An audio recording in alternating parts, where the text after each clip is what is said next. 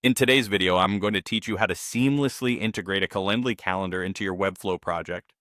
This can be incredibly useful if you're trying to streamline scheduling directly from your website, making it convenient both for you and your visitors. Let's dive into the process step by step to get everything set up perfectly. To begin with, we need to get the embed code from Calendly. Head over to your Calendly account and navigate to the specific event you'd like to share on your website.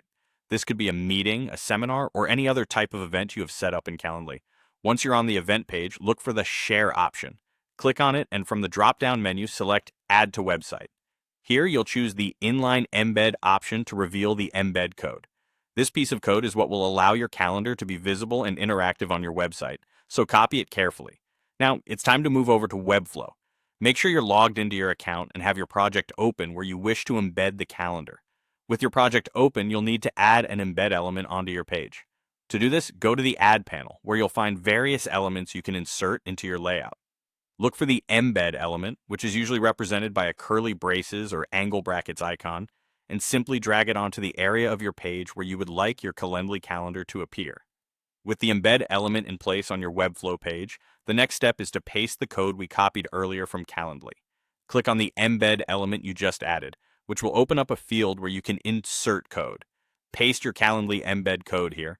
This action links the calendar to your Webflow site, allowing it to display correctly.